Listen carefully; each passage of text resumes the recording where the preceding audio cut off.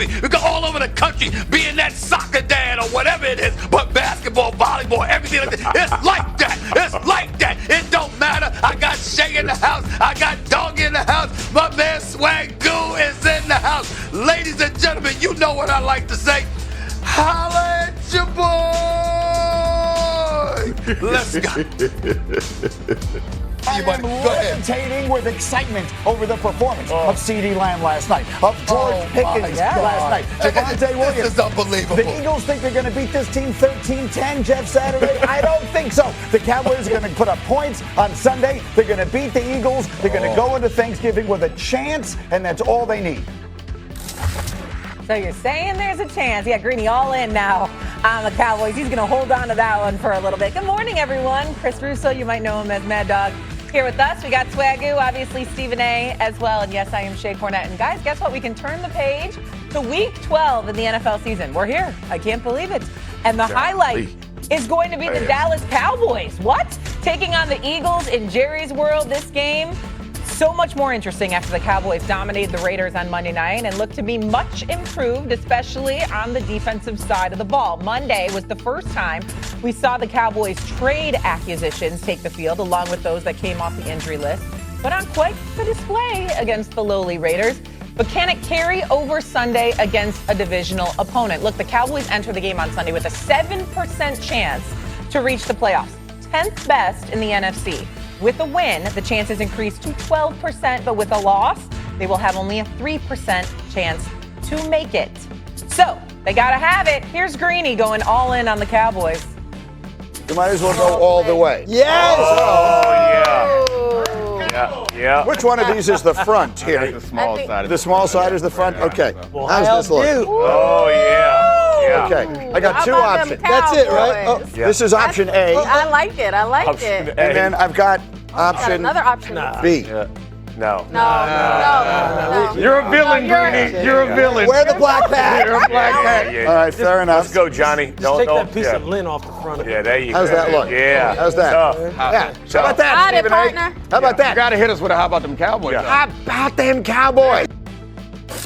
Oh, Greeny, if the Cowboys lose on Monday, it's going to be a long day for him. But hey, Stephen A., he's leaning into the bit, okay? If Dallas can beat Philly, do they have a shot at the postseason? You mad he put a cowboy hat on? First of all, how dare him? Not only did he put a cowboy hat on, that's my cowboy hat. The producers at Get Up, you understand, took my hat and gave it to Greeny. How offensive! How offensive! I am offended that they would do such a thing. They got some explaining to do right now, and here's the biggest reason why they got explaining to do. Because it looked better on him than it did on me. I gotta admit it. It looked better on him than it did on me. I'm really offended by that, Greeny.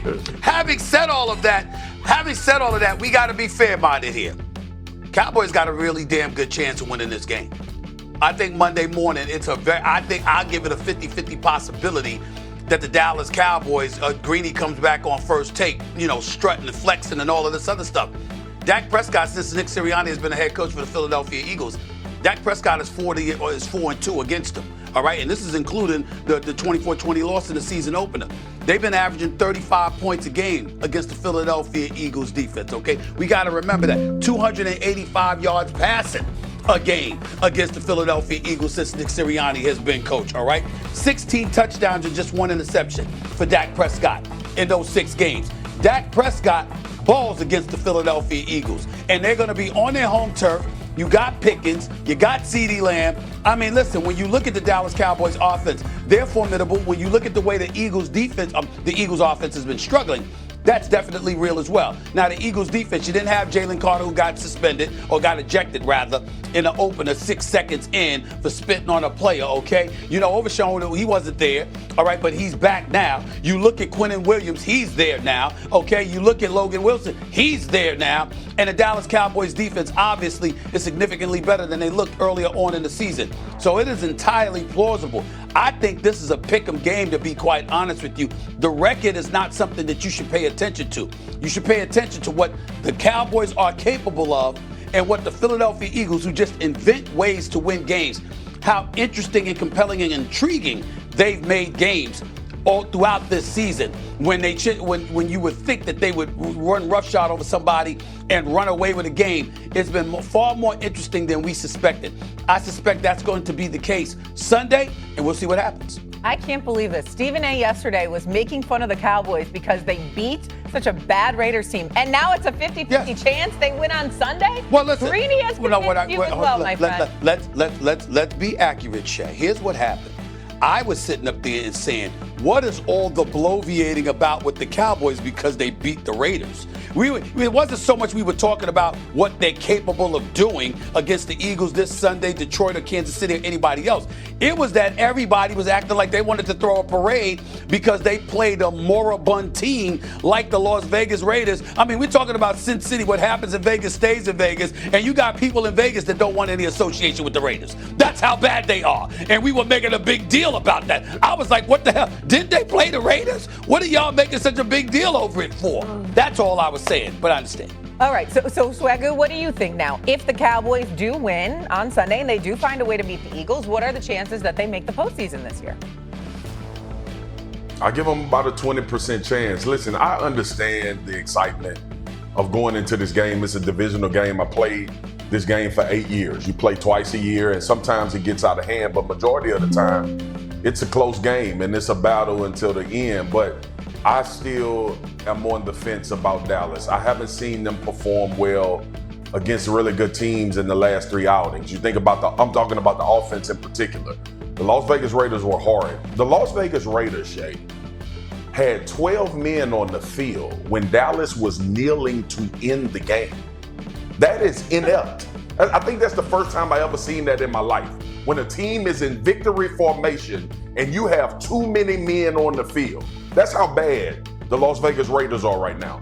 But beyond that, when you start talking about Philly and Dallas, obviously Stephen A. made great points about how Dak has performed. But this team, the last 2 good defenses that I've seen them play, from an offensive standpoint, hasn't performed. Now, we know it's in them. We've seen them be explosive early in the year. We've seen them go against Green Bay's defense and put up 40 points and end in a tie. But I just have to pay attention to Dallas when it comes to this type of game, this type of atmosphere. Now, here's the difference, and not to bring it down. This team is playing for something more than football now. Like, this has changed. The attitude, the atmosphere. We were there Monday night in Las Vegas, which has nothing to do with the Raiders. This team is playing with not only heavy hearts, but they found a way to come together and band together in the midst of Marshawn Nealon passing. But when you think about Philly and how this team is played and who they have played, Mad Dog, is my big thing. Philly has beat every good team in the NFC, regardless of how it's looked and how many points they've put up on offense. And how many and how bad Jalen has been in the tweets and the texts. And you know, you and I have talked about this, how I think this team thrives in adversity. I'm not willing to go out and say, based on what I've seen from Dallas and based on what I've seen from Philly, who's been playing top-notch NFC division opponents and winning those games, even though it's been ugly, that Dallas can get a win against Philly, who I think is still the best team in the NFC until somebody beats them. Yeah, I agree with that, Swagoo. And hello there, Shay. How are you? Couple of things. Stevie's right. Dallas is plus 165 this week on the money line against the Eagles. That is a great bet. And speak to me about that because I took Carolina last week at plus 170 against Atlanta, and I coupled them with Dallas, and it paid 4-1. Perfect. You so can if buy our anybody coffee. knows about the gambling, it is yours truly. Got it. Secondly, it better be a halfway decent game. Did you see the 4 p.m. schedule? Atlanta and the Saints, Oh, my Lord. Jacksonville and Arizona, and Cleveland and